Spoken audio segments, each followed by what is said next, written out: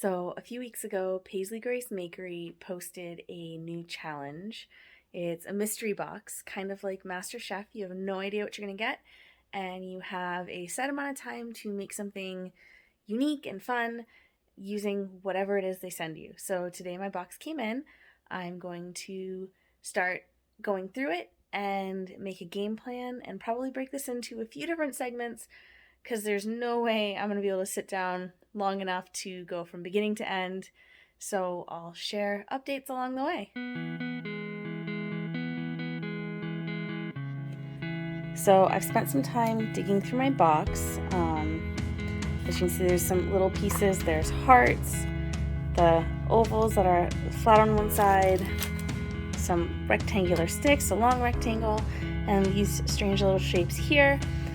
Feels kind of obvious to make them into flowers, but I like it, so I'm probably going to stick with that. I don't love burlap. I really don't. But based on my little fish scale design, I'm thinking if I can line the edges with that, it gives it a little bit of a sparkle and still technically uses the burlap. I'm going to try and come up with something to do with the rest of my frayed burlap as we go. Yeah. I'm going to start playing with colors and getting some paint on wood. In an effort to make sure what I do is at least not the most obvious use for the pieces, I made sure I scrapped whatever my first idea was. And my original idea was building off of the flower shape and using these as a bigger flower. One, I didn't really like the way it was coming together, and again, since it was the first idea, it felt too obvious. So instead, I've ended up with mermaid scales, and what I'm doing is I have my paint watered down a little so it has more of a stain look. So it's just ever so lightly blue, and I'm gonna use the white to change the shade a little bit, and I'm gonna do about 28 of these pieces to make little scales that I will then piece together into my mermaid tail.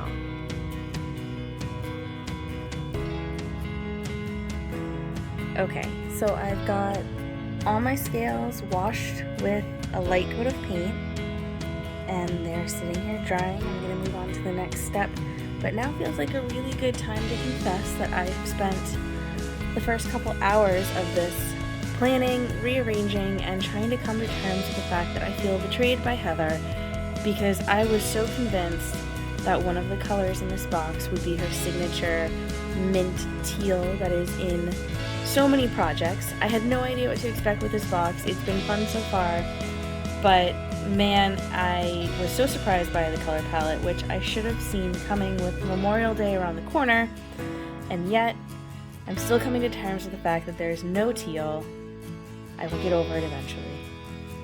I have taken apart my Paisley Grace box that my kit arrived in, so I can have a little bit more workspace, and I've cut up my sponges, trying to be true to the challenge, not using anything that did not come in the box, trying to stretch my sponges as far as possible, and also washing them between colors.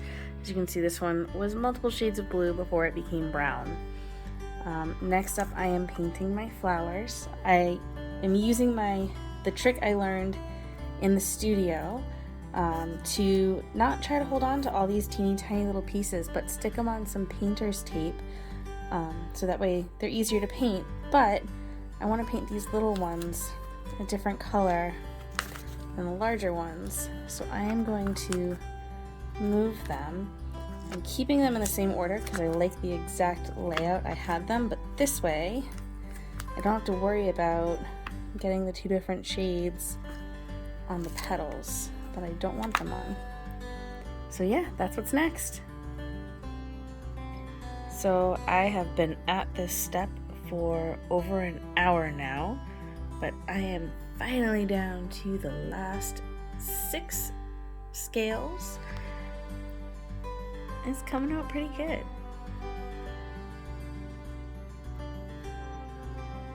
I am going into day 2 on the project, and right now I am trying to glue these pieces together so they'll make one solid piece that I can use like it was cut out as one piece. Okay, so I am happy to say that my glue on the back of these pieces was enough to hold it together. So now I have a little freestanding flower. And next I am going through and once again kind of getting creative with that burlap. I'm going to use these strands to glue on the back side of these hearts to make sort of a flexible ribbon strand of hearts.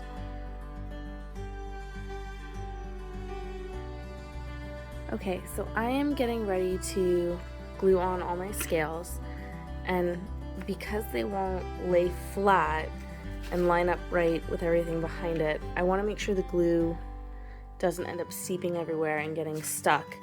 So when I pick it up, I end up with paper all behind it. So what I've done is laid out a poster board and put parchment paper on top of it, just to give a little bit of a non-stick surface so that after these are dry and I peel them off, I don't have to worry about cleaning up paper around the edges.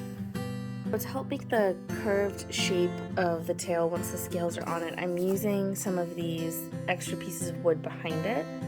I'm also setting aside a couple of my hearts. I'm hoping I'll have to use them, but when I was laying out the scales, sometimes they would get a little lopsided and wobbly, and sticking something behind them help flatten them out. So these may end up behind some of the scales to kind of help support the shape. All of the scales are glued on.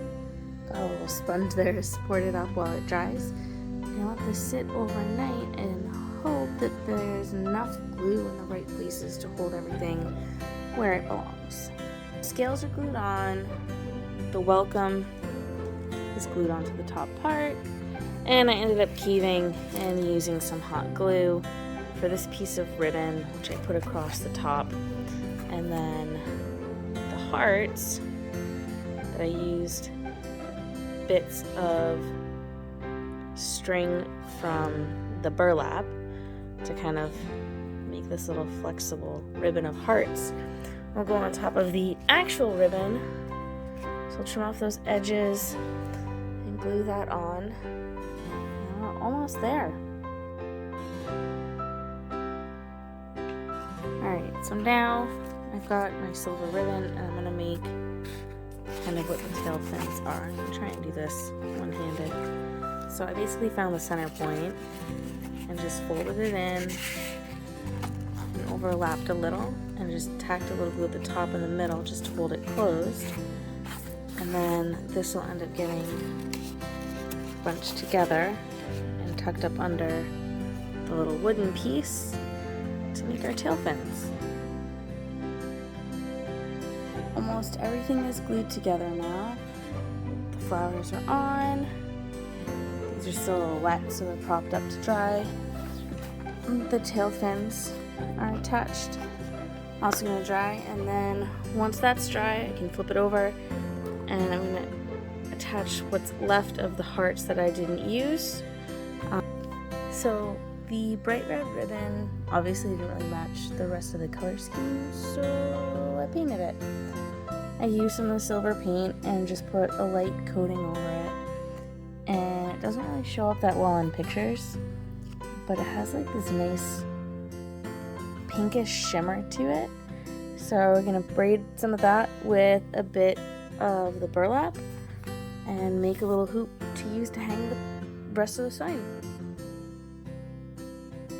Ribbon is braided, everything is attached, and I think we're done.